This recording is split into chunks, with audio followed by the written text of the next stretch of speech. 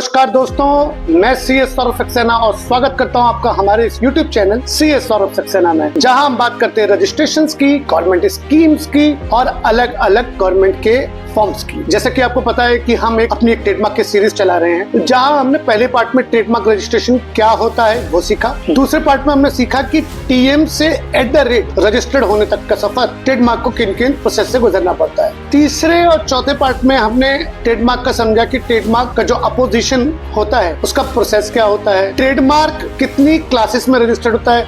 हमने ये सारे चीजें समझी। नीचे डिस्क्रिप्शन में आपको हमने अलग अलग वीडियो के लिंक दे रखे हैं। आज का वीडियो बात करेगा कि ट्रेडमार्क किन किन केसेस के अंदर ट्रेडमार्क को अपोजिशन किया जा सकता है, यानी कि वो कौन कौन से केसेस हैं जहां पे ट्रेडमार्क पे आप किसी और ट्रेडमार्क पे अपोजिशन फाइल कर सकते हैं, वो ग्राउंड्स क्या क्या हैं। तो चलिए आगे बढ़ते हैं ट्रेडमार्क अपोजिशन के ग्राउंड्स के बारे में। पर इससे पहले मैं आगे बढ़ूं, अगर आपने हमारा चैनल अभी तक लाइक शेयर या सब्सक्राइब नहीं किया है तो लाइक करें, शेयर करें, सब्सक्राइब करें, ताकि हम आपके लिए ऐसे ही वीडियो लाएं। तो दोस्तों, आज का वीडियो बात करेगा कि ग्राउंड्स फॉर अपील जहां पे मैं किसी भी ट्रेडमार्क पे अपोजिशन फाइल कर सकता हूं। तो आज बात करते हैं एक एक करके इन ग्राउंड्स के। पहला है कि ट्रेडमार्क जब आपका आइडेंटिकल और सिमिलर हो किसी दूसरे ट्रेडमार्क से। वर्ड ही बता रहा है कि आइडेंटिकल, यानी कि आपका ट्रेडमार्क और किसी और का ट्रेडमार्क एक जैसा हो, आइडेंटिकल।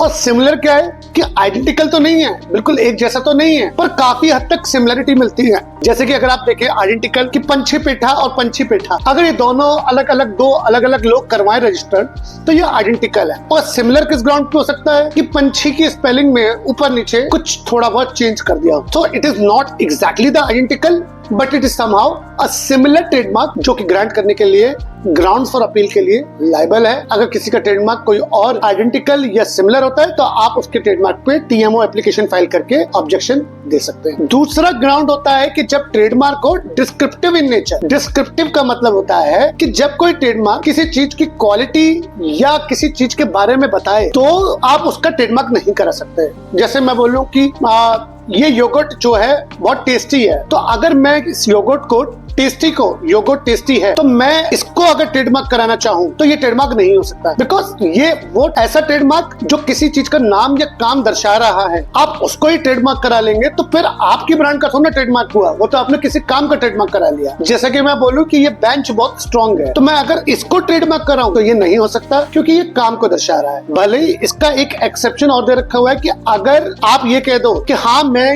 भले ही डिस्क्रिप्टिव है मगर मैं इसको बहुत सालों से इस्तेमाल कर रहा हूँ और अब ये पहचान कि स्ट्रॉन्ग होना मेरी बेंच मेरी फर्नीचर की क्वालिटी है, अगर आप ये साबित कर पाओ तो आपको ट्रेडमार्क मिल जाता है। जैसे इसका एक एग्जांपल दिया जाए कि बहुत जगह पे होता है कि महकती व्हाइट हो तो टाइट हो। अब व्हाइट हो तो टाइट हो, अब आप कह सकते हो कि डिस्क्रिप्टिव है कि अगर व्हाइट है तो टाइट है, मगर क्योंकि वो अब इतना ज्यादा प्रचलन में आ चुका है तो केवल ये ग्राउंड ऑफ अपील है जहां पे ये ट्रेडमार्क डिस्क्रिप्टिव होने के बाद भी रजिस्टर्ड हो सकता है। वैसे तो नहीं हो सकता है क्योंकि ये केवल काम को दर्शा रहा है। The only exception is when it is used and it is so popular कि ये डिस्टिंग्विश कर सके कि महकती व्हाइट हो तो टाइट हो। तीसरा ग्राउंड है जब आपका ट्रेडमार्क जो है वो डिस्टिंक्ट कैरेक्टर का हो। डिस्टिंक्ट कैरेक्टर क्या होता है? डिस्टिंक्ट कैरेक्टर ये होता है कि जब आपका ट्रेडमार्क किसी और के ट्रेडमार्क से आप अंतर ही नहीं बता सको कि ये ट्रेडमार्क किसका आया है। जैसे मैं कहूं कि मैं आलमंड मंगाता हूं लाहौर के, अब लाहौर का आलमंड की ट्रेडमार्क करा लूं तो ये पता ही नहीं चलेगा किस वेंडर ने मंगाया है। जब आपका ट्रेडमार्क ये बता ही नहीं पाए कि ये किसकी कंपनी का है, कौन सा प्रोडक्ट है, तो उसे हम कहते हैं डिस्टिंक्टिव। तो डिस्टिंक्टिव ट्रेडमार्क कभी भी रजिस्टर नहीं हो सकता, क्योंकि वो केवल और केवल कंफ्यूजन क्रिएट कर रहा है कि समझ में नहीं आ रहा आपको कि ये किसका ट्रेडमार्क है। आपने कुछ एक ऐसा चीज ट्रेडमार्क करा ली है जो कि बता ही नहीं पा रहा है कि ये किसका ट्रेडमार्क है। चौथा ग्राउंड है जब आप ट्रेडमार्क का जो है वो कस्टमरी नेचर में इस्तेमाल होता है और आप उसको ट्रेडमार्क कराना चाहते हैं। ऐसी चीज जो कस्टम में इस्तेमाल होती है, जैसे अगर मैं सोचूं कि आगरा पेठा हाउस, तो ये कस्टमरी नाम है, आप इसको ट्रेडमार्क नहीं करा सकते, तो ये भी एक ग्राउंड फॉर अपील है। पांचवा है कि जब आपका ट्रेडमार्क जो है वो डिप्राइव करे या वो किसी लॉ को तोड़े, कंट्री टू लॉ हो, लॉ ने मना कर रखा हुआ है और किसी वर्ड को ट्रेडमार्क कराने के लिए आप उसको ट्रेडमार्क कराना चाहते हैं, नहीं हो सकता। क्या मैं इंडियन डिफेंस सिस्टम का ट्रेडमार्क करा सकता हूँ? नहीं करा सकता। तो ये इन चीजों का भी ट्रेडमार्क नहीं हो सकता। एक ग्राउंड और है कि नेम एंड एम्बलम एक्ट के अगेंस्ट भी ट्रेडमार्क नहीं हो सकता। भारत सरकार नेम एंड एम्बलम एक्ट में क्या लिखा हुआ है कि ऐसे नाम जो किसी सरकार या किसी गवर्नमेंट का एंटिटी होने को दर्शा रहा है। अगर आप सोचे कि मैं उसका ट्रेडमार्क करा लूं तो उसका भी ट्रेडमार्क नहीं हो सकता।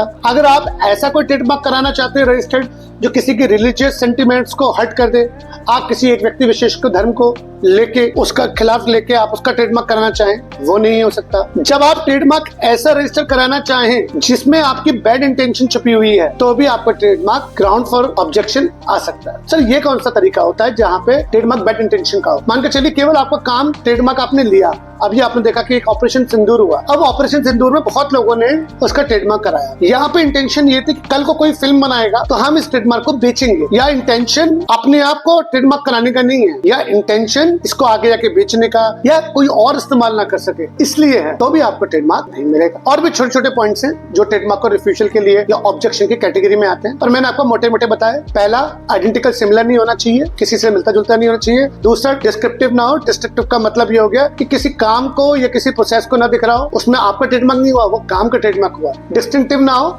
डिस्टिंक्टिव मतलब ऐसा कि बता ही नहीं पा रहा कि ये गुड्स ए का है या बी का है। काबुली चने जैसे मैंने करा लिए तो काबुली चने तो काबुली चने हैं, अब पता ही नहीं चल रहा कि उसको कौन वेंडर बेच रहा है, तो काबुली चने का भी ट्रेडमार्क नहीं हो सकता। किसी के रिलीजियस सेंटिमेंट्स को हर्ट नहीं करना चाहिए। नेम एंड एम्बलम एक्ट, यानी कि भारत सरकार ने कुछ चीजों पर नाम रखने को मना किया है, वो सिर्फ और सिर्फ सरकार ही रख सकती है। अगर आप उसका ट्रेडमार्क कराएंगे तो आप उसका ट्रेडमार्क नहीं करा सकते। जो कि कॉमनली नोन लैंग्वेज या आपकी बैड इंटेंशन से आपने ट्रेडमार्क कराया है, आप चाहते नहीं कोई और इस्तेमाल करे, आप चाहते हैं कि वो बेच रहे हैं आप, इसलिए आप ट्रेडमार्क करा रहे हैं, तो फिर आपको ये ट्रेडमार्क नहीं मिलेगा। दोस्तों, आज मैंने बात करी कि ट्रेडमार्क के रिफ्यूजल के लिए क्या क्या कारण हो सकते हैं, क्या क्या ग्राउंड्स हो सकते हैं जहां ट्रेडमार्क अपोजिशन के दायरे में आए। ये लिस्ट जो आपको दे रखी हुई है, आप इन ग्राउंड्स को एक बार देख सकते हैं। ऐसे ही वीडियो ट्रेडमार्क पे पाने के लिए आप हमें लाइक शेयर सब्सक्राइब कर सकते हैं और अपने सारी क्वेरीज कमेंट सेक्शन में भी पूछ सकते हैं। Thank you.